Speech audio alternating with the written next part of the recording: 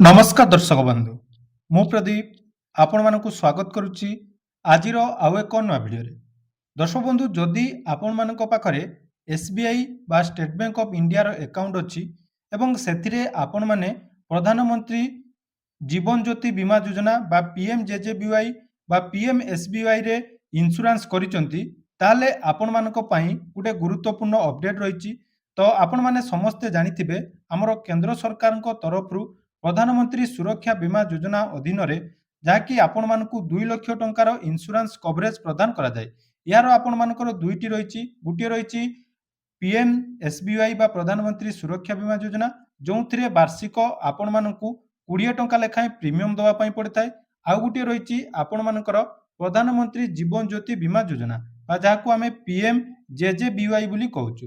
तो एही योजना रे जदि आपण मानकर अकाउंट सहित लिंक अछि ताले आपण मानकर व्हाट्सएप को वर्तमान मेसेज आस्तबो जोटा कि आपण मानकर जानिबा निहाती दरकार। तो ये पीएमजेजेबीवाई मुख्यतः आमे जदि देखिबा जदि आपण माने कोनोसी भी एसएचजी ग्रुप रे अछंती बा एसएचजी महिला संघ रे जो माने अछंती तांकर जाहाकि समस्तंकर पीएमजेजेवाई एवं आपण मानकर पीएमएसबीवाई रे गुटिए गुटिए जाहाकि अकाउंट रे इंश्योरेंस करा जायछि। तेणु जो माने भी इंश्योरेंस करिसंती वर्तमान सेमानक मोबाइल को देखंतु एमिति गुटिए जाकि मेसेज आसुची जोटा कि व्हाट्सएप माध्यम रे आपण मानकु मध्य एमिति एसएमएस आसीथिबो। तो जदि एमिति एसएमएस आसीची ताले आसंता मास अर्थात मे मास रे आपण मानक अकाउंट रु 436 टंका नले 20 टंका जाकि कटा जिवो। तो कोन पई ए टंका कटा जिवो एवं आपण मानकु जदि ए मेसेज आसीची ताले या पई आपण माने कोन करिवे आसंतु से विषय रे किछि डिटेल्स इन्फॉर्मेशन जानिबा। तो आपण माने समस्ते देखुथिबे जाकि आपण मानकर व्हाट्सएप को जेमिति एसबीआई लाइफ रे देखंतु एमिति गुटे जाकि मेसेज आज आसीची जोटा कि मो मांकर आपनकर मेसेज गुटे आसीची को मेसेज आसीची कोन आसीची सब किछि डिटेल्स आपण माने देखंतु आज ही आसीची आपनक मोबाइल को मध्य एही मेसेज टी आसीथिबो। तो जदि एही मेसेज आसीची एथिरे देखंतु कोन कोआ जाईची ना आपण मानकर नाम थिबो एवं आपण मानकु गुटे संदेश दिया जाईची जे एही संदेशटी एसबीआई लाइफ इंश्योरेंस तरफरु एहा आपण मानकर प्रधानमंत्री जीवन ज्योति बीमा योजना बा पीएमजेजेबीवाई रो नवीकरण पाई एक स्मारक जहाँ आपण मानकु 2 लाख टंकार जीवन बीमा कवर प्रदान करे। तेणु पॉलिसी जून 1 तारिख रु आपण मानकर रिन्यूअल होबा पाई जाउची एवं आपण मानकर प्रीमियम जोटा कि मे मास अकाउंट रो आदाय करा जिवो एवं आपण मान दया करी निज बैंक अकाउंट रे अति कम रे 436 टंका रखंतु। आपणको सूचना पाई आपण मानकर बैंक अकाउंट रो लास्ट देखंतु 4 डिजिट दिया गला एवं आपण मानक बैंक शाखा स्टेट बैंक ऑफ इंडिया तरफरु जाकि वर्तमान आसीची। तो कोन आसीची आपण मानक आउ थरे कहि दउची जे जदि आपण मानकर एसबीआई अकाउंट अछि एवं सेथिरे आपण माने प्रधानमंत्री जीवन ज्योति बीमा योजना बा पीएमजेजेबीवाई करिचंती ताले आपण मानकु एही मेसेज टी आसुची एवं सेथिरे आपण मानकु कोहा जाउची कोन कोहा जाउची देखंतु एटा मध्ये आपण माने देखि पारुथुबे जे आपण माने जो 436 टंका प्रत्येक वर्ष रिन्यूअल दवा पाई जाउचंती एही रिन्यूअल पाई आपण मानकर मे मासरे अकाउंट रु 436 टंका कटिवो।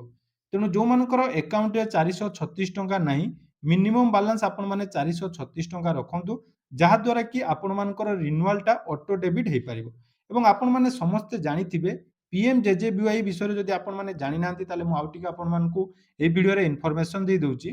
ताले देखंतु पीएमजेजेबीवाई होउची आपण मानकर गुटे जीवन ज्योति बीमा योजना बा इंश्योरेंस जदि आपण मानकर कोनोसी समय नॉर्मल डेथ बा आपण मानकर एक्सीडेंटल डेथ होउची ताले आपण मानकर अकाउंट रे जदि पीएमजेजेबीवाई अछि ताले बैंक आपण मानकु 2 लाख टंका प्रदान करिवो।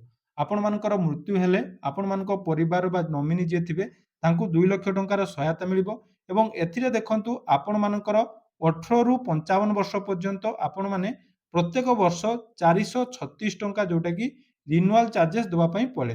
अर्थात थरे आपण माने जदि प्रधानमंत्री जीवन ज्योति बीमा योजना रे निजको अंतर्भुक्त करूचंती ताहले एठी आपण मानकु प्रत्येक वर्ष 436 टंका दवा पाई पड़िଥାଏ एवं एही टंका आपण मानकु मे मासरु जाकी प्रत्येक व्यक्तिंकर अकाउंट रु कटा जायଥାଏ।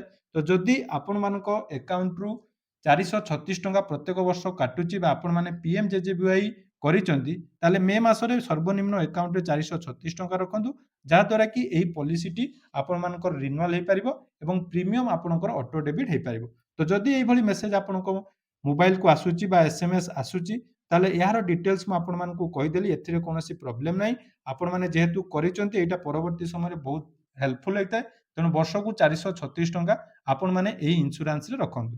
ଏବଂ ଯେଉଁମାନେ ନୂଆ କରି ଏହି ଇନ୍ସୁରାନ୍ସ କରିବା ପାଇଁ ଚାହୁଁଛନ୍ତି ସେମାନେ ଆପଣମାନଙ୍କର ବ୍ୟାଙ୍କ ହଉ, ପୋଷ୍ଟ ଅଫିସ୍ ହଉ ବା ଯେକୌଣସି ଆପଣମାନଙ୍କର ଜନସେବା କେନ୍ଦ୍ରରେ ଯାଇ PMJJBYରେ ନିଜ ଆକାଉଣ୍ଟରେ PMJJBY ଖୋଲିପାରିବେ ଏବଂ ବାର୍ଷିକ 436 ଟଙ୍କାରେ 2 ଲକ୍ଷ ଟଙ୍କାର ଇନ୍ସୁରାନ୍ସ କଭରେଜ ପାଇପାରିବେ। ଧନ୍ୟବାଦ।